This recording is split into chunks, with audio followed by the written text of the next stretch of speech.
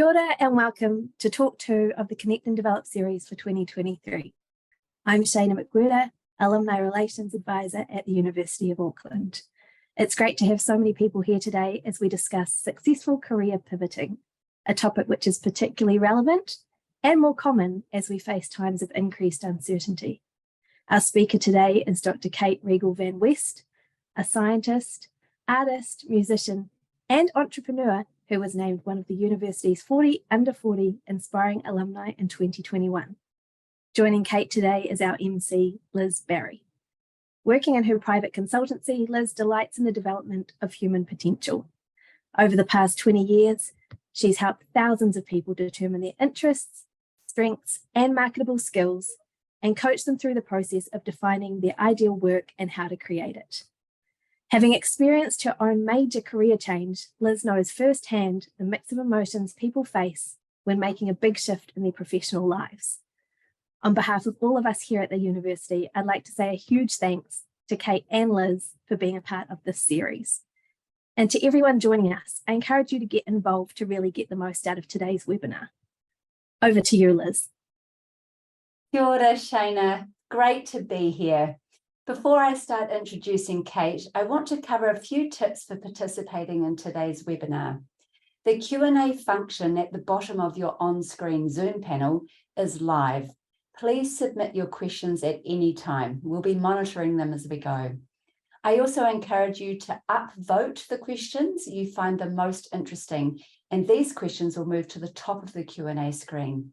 Toward the end of today's webinar, Kate will be answering some of the highest rated questions.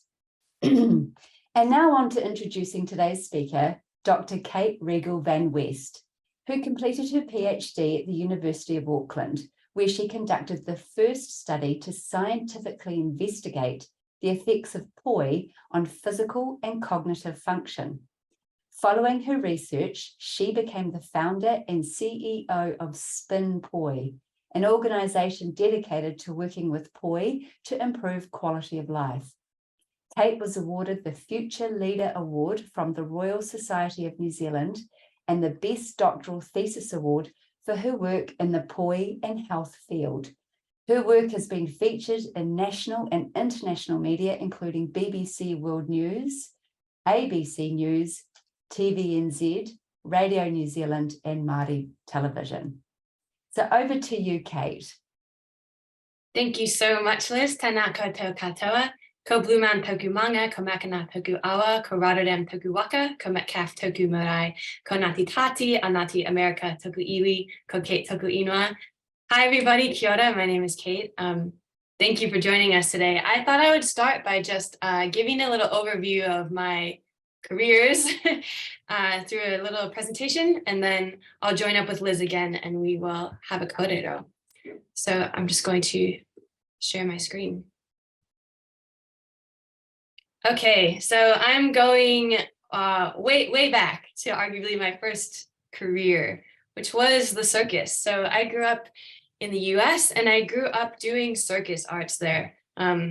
I grew up in a town called Normal, believe it or not, and there was a circus in that town at my school, and I loved everything about the circus. I could flip and fly through the air. I could try new things. I could just be whoever I wanted to be in the circus, and it wasn't a competition. It was just for fun, and it made me feel so good. I thought being in the circus was what I wanted to do. I wanted to be in Cirque du Soleil, and I envisioned that as my career. So I kept practicing, and it was actually in the circus that I was introduced to poi. So just put a pin in that, we'll come back later. And I ended up going to Disney World and auditioning for a few shows. And this was during my undergraduate degree. And I think it was the first time one of the only times I can remember that my parents actually told me no on something, because they're always very supportive of me, but they said, no, you cannot not finish your undergraduate degree and just go be in the circus. You need a fallback plan, because what if you get injured? What if something happens? So I was a little disappointed, but I said, yeah, okay, I'm going to finish my degree.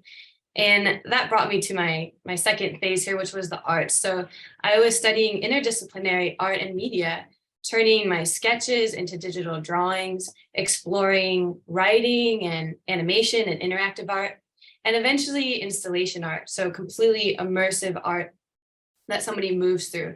And in all these things, I was exploring themes like the interconnectedness of the universe, sacred geometry, dark matter, repeating patterns and tessellations in nature, and just kind of the nature of the universe. And when I was making this large scale installation, I thought, no, this is what I want to do. I want to be an installation artist. I want to create these experiences for people. And so I moved to Chicago in 2008 to pursue an MFA, a Master of Fine Art in Interdisciplinary Art and Media. And in Chicago, of course, I was continuing to do my circus arts and to hang upside down and climb on things. I continued doing poi, and I also continued making these installations, exploring these similar themes. And it was also the first time that poi entered into academia with this installation I made, actually about the geometric, sacred kind of geometry and the shapes that are made while you're spinning poi. And this led me to my next thing that I thought was going to be my career. So for my final project in my master's degree, I made a digital poi musical instrument. So I embedded accelerometers and gyroscopes inside of poi, which sent data to the computer about where they were in space and how fast they were going, and it controlled the sounds and the lights. And I thought, this is it. I gave a TED talk about this thing. I thought, this is what I want to do, is combining all my passions. So I applied for 6 PhD programs to continue developing this instrument, and I got rejected from every single one. And then I thought, yeah, I have no idea what I want to do, actually. So I just moved to Boston for some random reasons. And in Boston, I started exploring music. It was something that was always part of my life.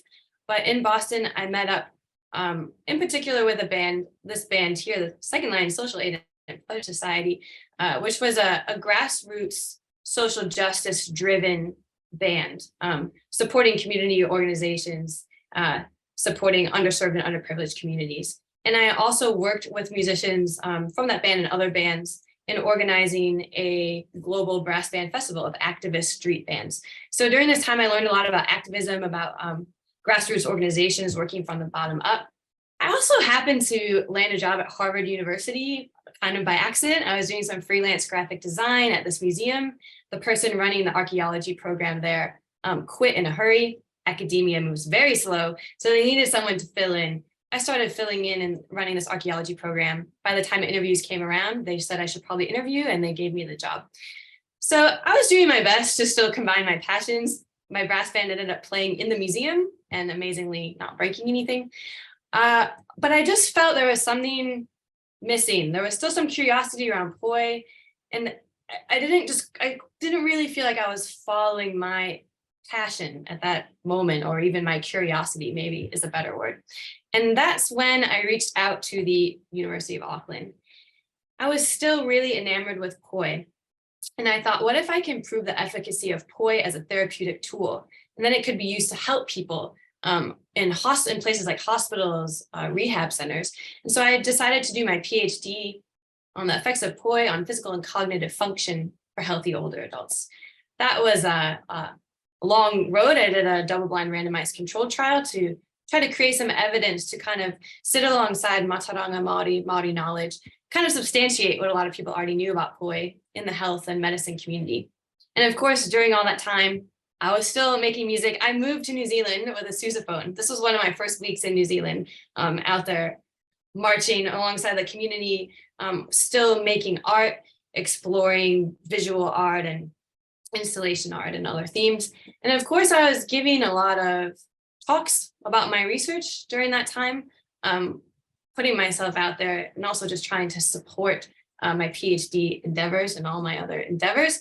Ended up doing well in a lot of those talks and competitions, and getting a lot of media coverage, which all led to forming a business. So I entered this 100K challenge at the University of Auckland, and I got second place. And they said, you know, in order to give you this money, you need to have a business. I said, oh, okay, yeah, sure. I'll just incorporate SpinPoi. But really behind the scenes, I was already, you know, bringing poi to people of all ages and abilities, and starting to develop my first products and services and collect more evidence on kind of what works and what doesn't work. So that was the beginning of the business era. So when looking back at all these things and thinking about the title of this talk, I'm not really sure I see any of these things as careers, nor do I see any of them as pivoting, to be honest. For me, I love learning and I love the process. And so that's what inspires me to investigate things. And because I'm not caring, I care a little bit about the final outcome, but because that's not the purpose. It's not once I achieve X, then I will be happy. It's a lot harder to fail that way because it's more about the love of the process and just seeing where that takes you. And in terms of the word success, there's some measures that, you know, people commonly use to define success is things like the 40 under 40 or being on BBC World News. But for me, success is a lot of other things. It's about continuing to be able to make music, continuing to draw, sometimes making music and drawing for my business, which is amazing, continuing to do circus arts. And sometimes now I get to do circus arts in places like Bali, where I was working with Poi in an aged care facility, improving quality of life for seniors there. It's about helping all kinds of people and supporting them and doing what they want to do. And it's also about getting to spend time with my family and my friends. And I guess what I've realized is that success is something that I have to define for myself. I've been caught up in a lot of these stages about comparing myself to other people, especially when I started a business. I'm not making X amount of money. I don't have X amount of employees. But then I realized that I'm setting my own metrics, and to compare myself to other businesses that are setting different metrics from me doesn't make any sense. So I still get caught up a little bit in that comparison, but really I've realized I need to keep defining and redefining success for myself as I go through all these different journeys and figure out what's important to me at each step of the way. So that's an overview of my careers. I'm going to put up, there'll be a reading list. I have this little reading list of books that really helped me along the way. That's going to go out in an email that you will all receive. So don't worry about that now, but those are some resources that really help me. So I'm looking forward now to chatting with Liz and answering any questions. Wow, Kate. And look, when we first chatted, what must have been about a month ago, your story is just so inspiring. So can you tell us a bit more, Kate, about what SpinPoi, what it looks like now? Because you did say it's global. Yeah. As a company. Yeah, definitely. So we support people in working with Poi as a therapeutic tool. That could be individuals or it's often organizations. And so we train people globally. So I'm about to do a course in Wellington, but also heading to Canada and the US in just a month's time to do more of that, often in places like aged care, hospitals, things like that. But we get people of all kinds and just supporting them in how they can use Poi with their clients to improve quality of life. So that could be everything from rehabbing from a physical injury to have a psychotherapist that just came through, is using Poi as a self-regulatory tool for his clients. So kind of preschool teachers, spans a large gambit. Great. And tell me, there's a question that's just come through with Q&A. Is there anything that you wish you'd done differently? Whoa. I try not to ruminate on things I can't change. So I haven't thought much about that question before because what's done is done.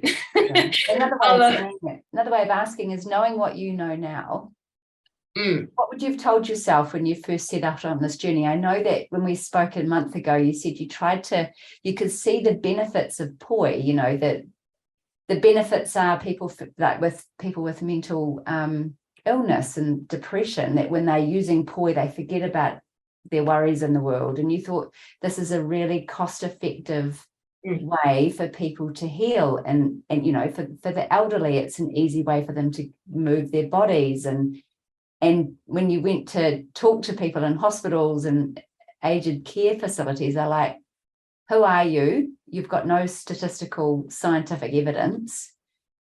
So you just set out on the journey. So knowing what you know now, how much you've done your journey a little bit differently? Yeah, I think for me, it all comes back to confidence. It might not appear this way in this moment, but I have very low self-confidence and I am quite insecure.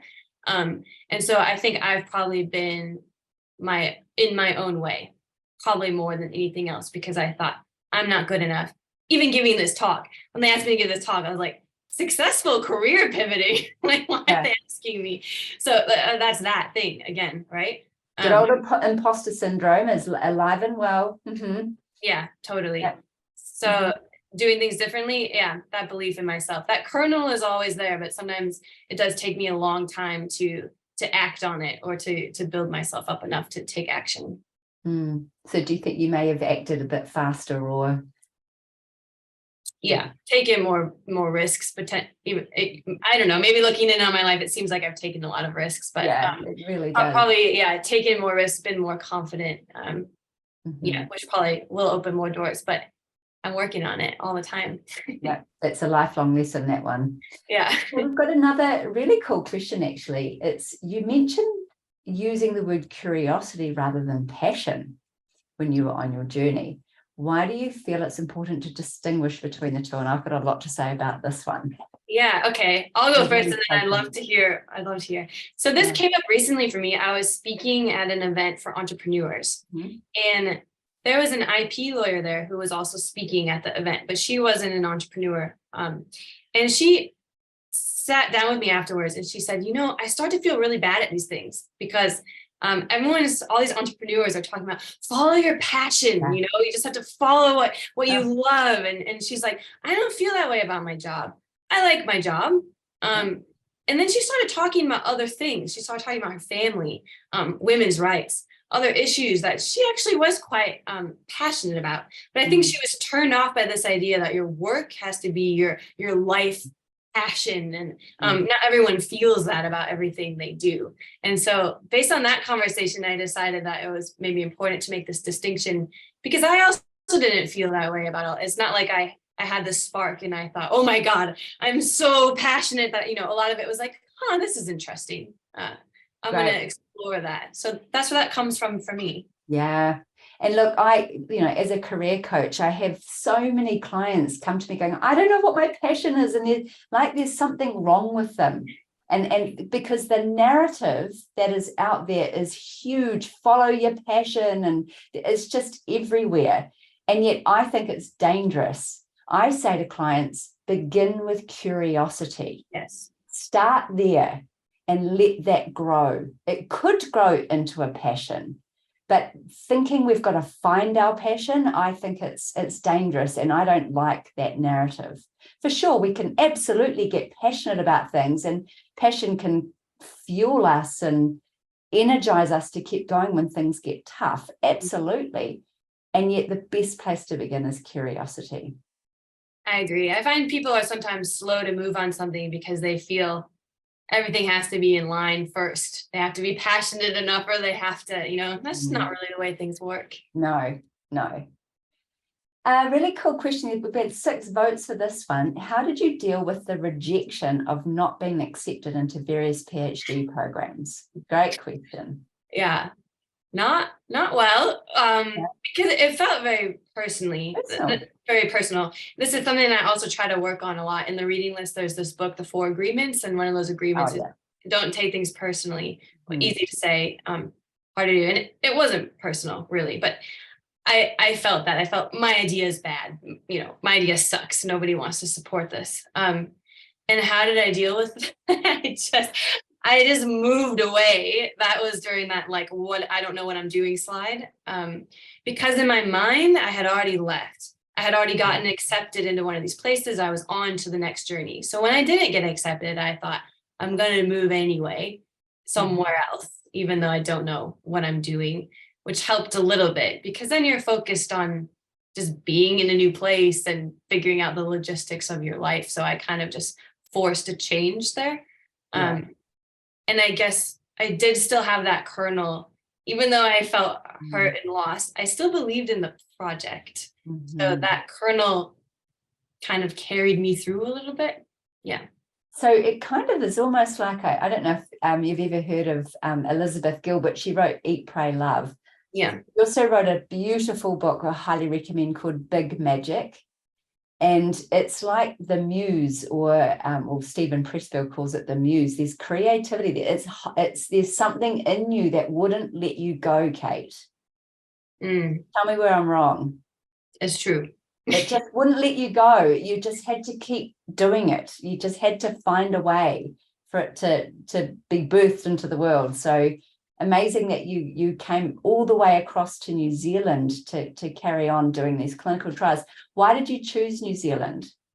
So Poi originated here, and I thought about doing it elsewhere. I understood I would be willingly stepping into many challenges coming from outside as a Pakeha and studying Poi in Aotearoa. Yeah. But I felt it was very important to first come and listen and understand, have a kōrero with Poi exponents, try to understand how to incorporate tikanga Māori into my work. It just felt really important, especially as the first scientific research, that it needs to be here. So I just picked up and moved. And how's the reaction been to that? It's a journey. It's always a journey. Overwhelmingly positive, but I do continually face challenges. I can't change who I am. It will always be true that I am an outsider, and so I will always probably have pushback. But I think I always do my best. That drives, and try to lead with compassion. That drives all my decisions. And so if someone does come at me for something that they don't think is right, or they don't like what I'm doing, as long as I can turn back inwards to myself and say, did I do my best in that moment? And reply with compassion, then I feel fine. And that's not to say I'm not making mistakes and that there's not room for improvement, but at least I feel okay at the end of the day, with myself and with what I'm doing. Yeah, that's right. And you speak to anyone who's ever done anything amazing in the world, and ask them, have you made any mistakes? And what is it? They have probably made overwhelming mistakes, but they've had that resilience, like being rejected 6 times for a PhD, picked themselves up, kept going. And so that's all you can do, really, isn't it? Apart from giving up. I had an art teacher once. We had to draw our hands. It was a blind contour. So we had our eyes closed and we were drawing our hands. And someone in the class drew a hand with 6 fingers. And he was so embarrassed. He's like, oh my God, how did this happen? And the art teacher, I'll never forget this. She said, it's awesome that you made that mistake, because every time you make a mistake, you can check that one off the list. You can say, I've made that mistake. Don't need to do that one again. And I just thought, that's so cool. I can be excited every time I make a mistake. I can think, wow, okay, that one's onward. And you would have found that in the circus for sure. They say to be truly amazing at anything, we need to do it 10,000 hours, that deep practice. And man, we make a lot of mistakes during that time. It's all part of the journey. Totally. Okay, so we have another question with quite a few votes for this one. And that is, what an amazing story. And my parents and I are always concerned, or my parents are always concerned about financial stability. How did you achieve that while exploring all these opportunities? Great question for you, Kate. I'm also concerned about financial stability constantly. I think some entrepreneurs are a little bit looser with money. I'm scared all the time. So there's that. I'm also just like nervous about it. But how did I achieve that? I don't know if I have. I have been paying myself a salary from SpinPoi, but I haven't really achieved financial success. I'm still often in the grocery store like, oh my God, I can afford these noodles, and like, that's it. But I have not prioritized money. So there's that thing about comparing myself again. Money has never been a priority for me. So, and it sounds a little hokey, but I guess I've trusted that if push comes to shove, I can find a way to make money. And I give myself a runway, and it has to be a runway that you're comfortable with. So for me, I need 6 months salary. First, I need to figure out how much money do I need to live every month. Then how many months money do I feel comfortable having in the bank? For me, that's 6 months runway. For other people, it'll be a totally different number. So budget, Kate. That's good to know. Yeah. So as long as I maintain that amount of money in the bank, I'm not freaking, because I feel in 6 months, I certainly could find some paying work or something if it all, explodes. So that's been my method, but I do still feel nervous about it all the time. And I'm very conservative with money. And yet, Kate, when we spoke a month ago, you also said that you entered every single possible competition you could. You entered the Velocity Challenge. You got grants wherever you could. You were in the top 10 of Asia Pacific thesis competition. You know, part of your journey, Kate, is the fact that although you may differ, you do have belief in yourself and you are willing to put yourself out there. I mean, the fact that you're on the BBC News, you know, so you have been able to attract money as well. And you just seem to have it, you know, you back yourself and know that I will work this out. Exactly. And that's what that self-belief is so important for. Okay, there's another question for me, and that is, do you have any tips on career pivoting for those of us who are entrepreneurs but work in a corporate role? Well, I want to just offer a little bit here, a little career stuff here. So there's a difference between career evolution and career revolution. So career evolution is really what career pivoting is. And I actually believe Kate's probably done more of a career revolution, where you do something completely different to what you're doing now. But a career evolution or a strict career pivot is where you develop skill sets and you build alongside your current career. So, you know, you might go, right, well, I'm in this industry, like the finance industry, but I want to go over there. So what I'm going to do is in my current organization, make an internal transfer. And so build skills that way in a different job. So same industry and organization, different job, and build skills that way, and then make it, so then go to a different industry in that new job. So if you can actually Google the quadrants, the 4 quadrants of making a career pivot. So that's one way. Another way is to have your current job and go to a different industry with the same job and then move that way before making the big career change. But I'm actually about to open doors to an online course I've developed to help clients do exactly this. It is where I always say to make a career change, we need to do soul search, research, job search.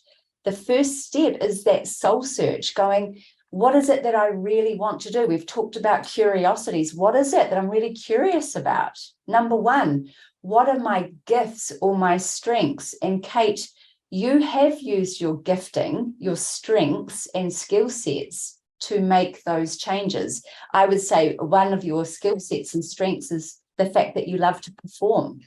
You've had performance all the way through from and being in a band and being a musician, or the circus performance. I mean, and you also said, tell me where I'm wrong, but you've got a skill set for coordinating, organizing, pulling things together. You were a program coordinator in Harvard, and pulling in all these skill sets and knowing what that is helps you make that next move. So the 4 things a soul search is: what are you curious about or interested in? What's your gifting or strengths? And in my opinion, if we don't use our gifts in this lifetime, we can end up quite bitter and resentful people. So it's important we use them. What's your personality type? And the other one is value system. So Kate, you had a value system running the whole way through your career. You know, you genuinely wanted to help others all the way through. This is why you've been doing this. You know, that was a real value system. I actually believe your belief in self and that everything is figure outable, that's a value system. Okay, so you get clear on that, and that's the soul search piece before we look into the research and then the job search. But as I said, I'm about to open doors for an online course if you want to know how to do that. Anything you want to add to that, Kate, as I look for the next question? No, that was excellent. Okay, so despite the risk of being a business owner, do you think it is easier to pivot as an entrepreneur rather than develop the skills expected to change careers as a job? That's probably for both of us there, Kate. Yeah, I think they both have their own set of challenges, right? I agree. Yeah. I don't I think don't know if I should say more about that or just leave it there. No, I don't think it makes a difference. Remember, if we know who we are, our personality type, we know what our value system are, we're playing into that value system and know what we're interested in and what our gifting is. It doesn't matter whether it's entrepreneurial or the corporate, employee environment.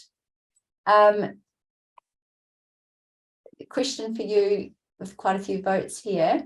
What would you say are the main differences between the US and New Zealand job markets in terms of the career shifts you've made?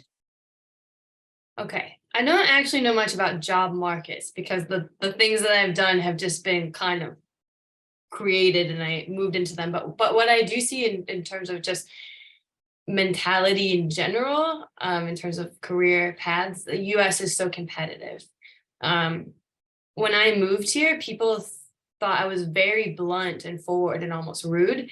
And anyone that knows me in the US, they're like, you're the kindest, most like soft-spoken person. Oh. But there's a difference there in how people come across and expectations. The US, it's like people expect answers, and here I started teaching at Auckland University, a couple of days after I moved here. And when I saw the schedule, it was like, there was almost as many days off as there was days that I was teaching in the classroom. I thought, how am I supposed to teach these students?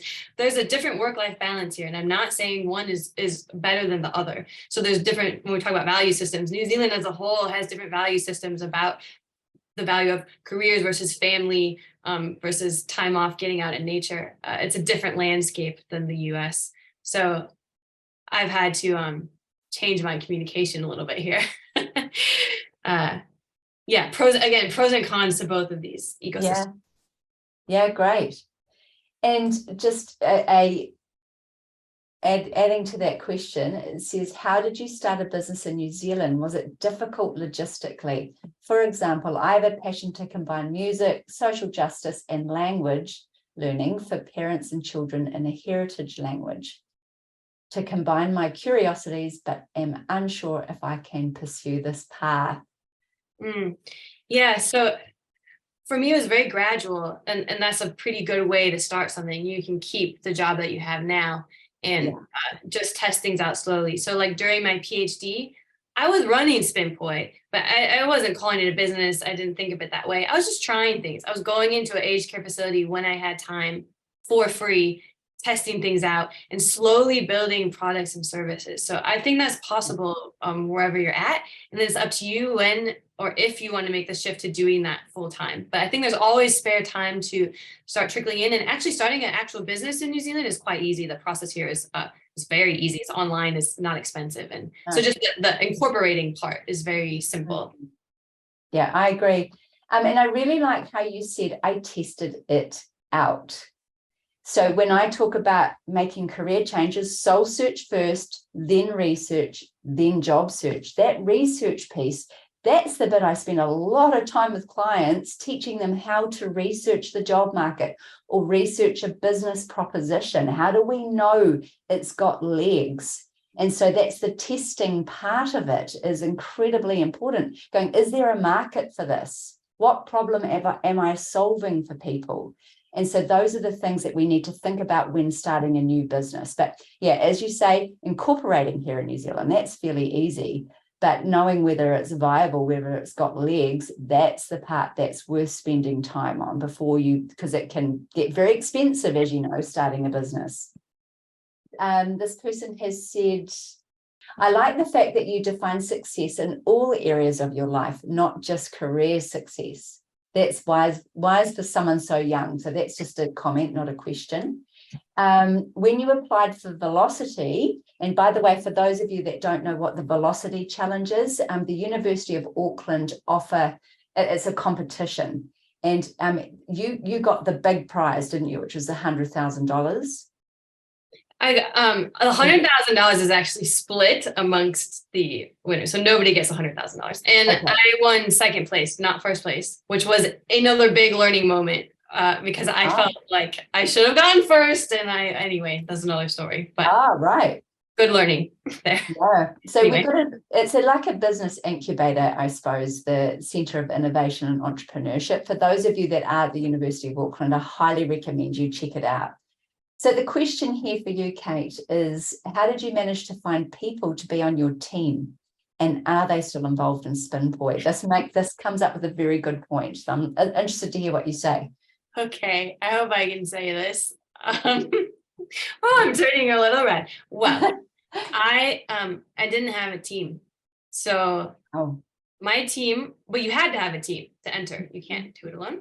So I enlisted my partner at the time, my bandmate, a couple other people who I didn't know, and I thought they could help my cause. I met with them and I said, can I just put your name on this? You don't have to do anything. I'll just, say that you're part of it. So I did not have a team. My poor partner and bandmate had to show up at all these events. They're in that picture with the big check. Yeah, no, they were great, but they have nothing to do with SpinPoi. One of them was the CTO and the CFO. I don't even know. It was all made up. Sometimes you just got to do what you can do as long as you feel good about it inside. And I thought, I can do this by myself. There's a lot of people that discourage you from being a solo entrepreneur.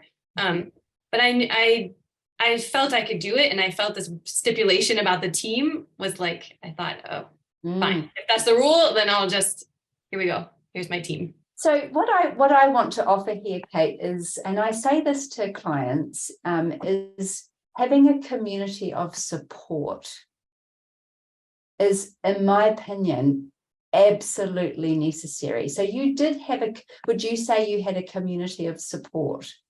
Absolutely. And that's something I took care with very, in business terms, as your early adopters, which is often your family and your friends and your first customers, but you need to nourish these relationships. And I have done that from the very beginning. That's what SpinPoi is built on. So yeah, they were really happy to help me, even though they had nothing to do with the actual mahi. Right. So I absolutely believe in that. And this is part of the thing I'm with my online course is I'm creating a community of support. People come for the content, this is the how-to, but we stay for the community. And that's why I love to get people together and go, right, how are we going to help each other through this? Buddy up with people, helping you get through every step of the way, because a lot of it is up here, that our mindset and like, oh my God, I can't do this. And it's like having people to go, hey, I've done this before. Here's some suggestions. Or I know someone who's doing that. I could get you to meet them. Those are the things that are really important. And that really is part of your team as well, in the wider sense of the word.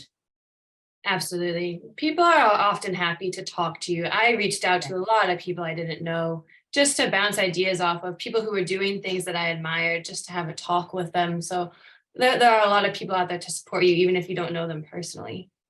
So here's another question. It could be for both of us here, Kate. What happens if you've made a career shift and you realize it's not what you thought or not what you wanted? How long should you give it? Is there a time when you've made too many shifts that it negatively impacts how you appear to employers? What do you think? Okay. I think that landscape is changing all the time, right? Even 10 years ago, I was more worried about the continuity of my resume. And now I'm like, nobody cares anymore. What I try to keep in mind is that nothing is permanent or final. So I try not to let that stop me from making those decisions. Like, oh my God, if I enter into this, I need to stay with it for X amount of time, or I'm stuck with it. It's just not true. Even moving to New Zealand, I was scared, and I just thought, what's the worst that happens? I leave? I can just leave. So I don't think there's a time limit. I just think that mindset is maybe helpful. I love it. Do you know the mindset you've adopted, Kate, is what we call design thinking, the design thinking mindset. Practice, that's the practice of iterating. Try something, see how it goes, adjust course. You're not stuck on one path forever. The key part is just to keep moving forward, and you can keep iterating until you get it right. And, it's something like humans now have up to 5 to 7 careers over the course of their lifetime, and up to 15 different jobs. It's the norm. And so you're exactly right. That kind of thinking is old school. The key part is how it's affecting you up here. And in my job, I listen to too many clients who are stuck in roles that they hate, and it really is affecting them, their health, or roles that are quite toxic. And I spend a lot of time saying, get out. Life is short. And the tragedy is less than 30% of the world's workforce are actually engaged in what they do. And it's like, well, where do humans spend most of their adult lives? At work. And we only get this one life. And so I have the opinion we should be really enjoying it. So in my opinion, it's just not worth it staying in something that you're hating. But swinging back to know thyself. It was the temple at Delphi in Greece. Know thyself. What's your personality type? When you know that, you'll know your deepest needs. What are the things you're interested in?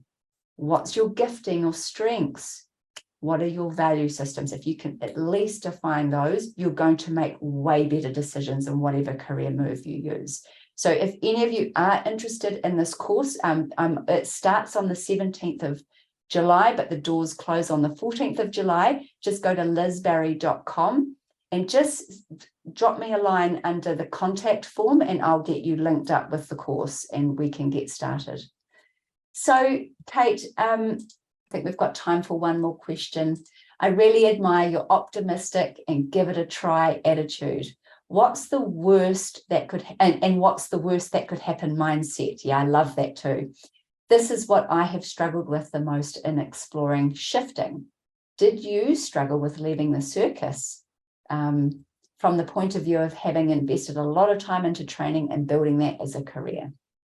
Yeah, especially because you have a limited time when something's based on your physical ability. So I knew it's not, circus is not something you can just, when you're 50, well, you can in a way, but potentially not in a professional way unless you're doing something that's less physically demanding. So I mourn that all the time, actually. I wouldn't say it's a regret, but I do think like that window has passed for me. And that is hard. And I still have dreams about it, actually.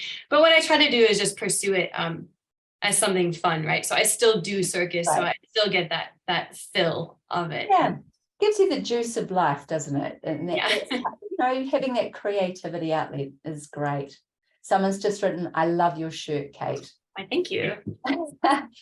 Well, look, let's wrap up because that's all we've got time for today.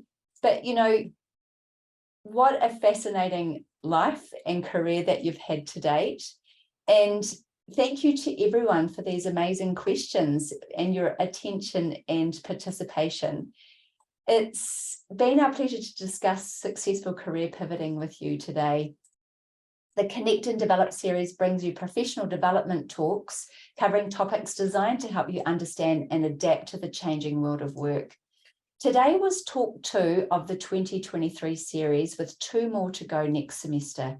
Next up on the 18th of July, we have AI, Workplace Threat or Opportunity, with another amazing 40 under 40 speaker, Daniel Zhu, and MC, University of Auckland, data science alum, Jason Tam. So visit the Alumni and Friends website to register and don't forget to forward the link to a friend, colleague or fellow student if you think they would be interested in joining too. We'll be sending you out a survey to get your feedback, so look out for that in your inbox. And so kia ora and thank you again for joining us today and ka kite anō. Bye-bye.